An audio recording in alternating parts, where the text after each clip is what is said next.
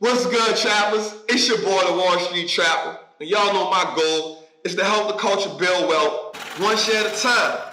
So we in 2020, man. Trap house jumping for sure.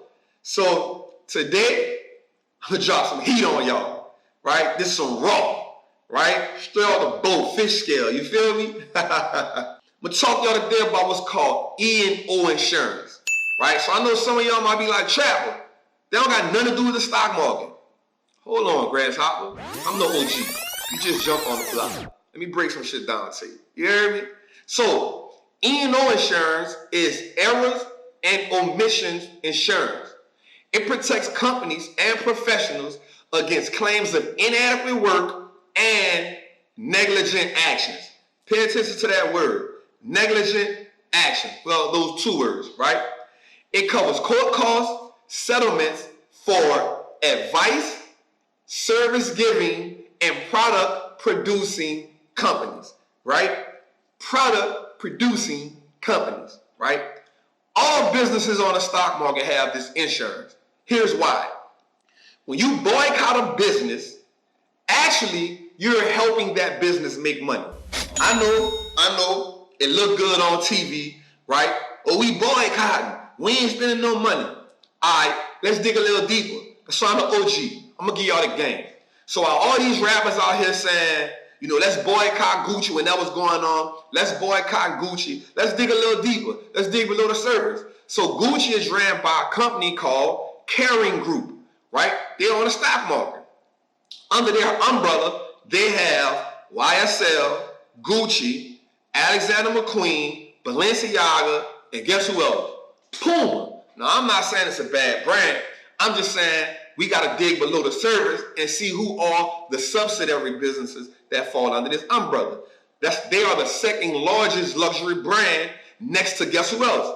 LVMH, Louis Vuitton, Moet Hennessy, who owns Fendi and a bunch of other businesses. We're not going to get into them right now, right? So here's what happens. All the rappers out here saying, yeah, man, you know, we going to boycott them because of the blackface thing, you know, why they was doing all that. Well, okay, cool. You didn't buy Gucci, but fam, you still bought YSL. You still bought Alexander McQueen. You still bought Balenciaga. You still bought Puma. So even though you boycotted Gucci, you really didn't boycott the business. So they still made money. All right, but let's go deeper because we going to always dig deeper. My goal is to educate the culture, man. You know what I'm saying? I'm going to get the raw facts, man. Block for me, black man. You know they're trying to press us. You feel me? You did. So check this out.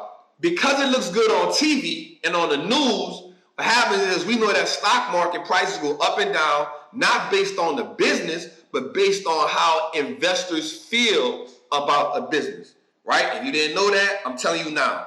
Stock prices go up and down. They fluctuate not because of the business itself, right? Well, that's part of it, but it's mainly because how investors, and I'm talking institutional investors, I'm talking about the hedge funds, the 401ks, the Warren Buffetts, you know, these type of investors, right? These fund managers, right? The insurance companies, the banks, right? They move stock prices up and down based on how they feel, right? If they're feeling good, they're going to buy, stock prices go up. If they feel bad, they're going to sell, stock prices go down. One of the main reasons why stock prices go down is because of what? Bad news, right? Bad news makes stock prices go down. That causes a sense of fear. When you see a sense of fear, people don't want to lose their bread. You feel me? So, while everybody on TV and all the rappers, because we do have influence, they're saying, yo, man, we not rocking with Gucci. You know, they making it known. They coming on TV. They making it Instagram. They saying we ain't rocking with Gucci. In return, that happens with the people. The people like, well, you know what? I ain't going to rock with them good because we like to follow our rappers because they set the trends for us, right? Well, here's what happens. Investors say, well, damn, there's some bad publicity right here, so we gonna pull out for a minute, right? So the Gucci stock price goes down. Boom. What does Gucci do? Okay, Caring Group does this.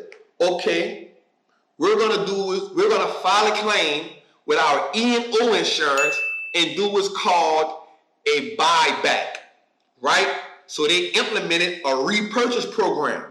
Go look it up, right? Caring Group implemented a repurchase program where they purchased 4 tranches. So a tranche is a group when you do it all at one time.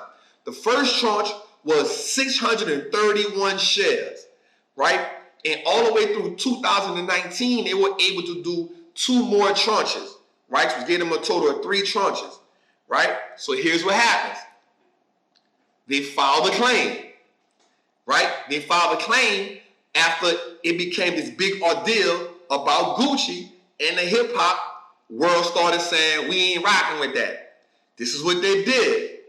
They took that, they filed a claim because of what? Negligent actions. Come on, Gammy. Negligent actions. We didn't know it was going to be like that. You know what I'm saying? We didn't know that was going to happen. That wasn't in our agenda. That wasn't our plan. Yo, because we didn't know that, we're going to file this E&O insurance, right? We're going to file the E&O insurance, get the money from the E&O insurance, and repurchase some of the shares. Now, what happens when a company buys back their shares? What happens is, because the company buys back some of the shares of its own business, it now shrinks the available shares on the stock market, and that causes what to happen? The stock price to go up. How do they make money off that? Because I can almost promise you, if you go look at Caring Group's insider trading, you'll see that the CEO, the management, all of them are heavily invested in the brand. It's the number 2 luxury brand in the world. Why wouldn't they be invested in the brand? So what happens is, when they buy back the shares, the stock price appreciates, goes up because they bought 631,000 shares at one time.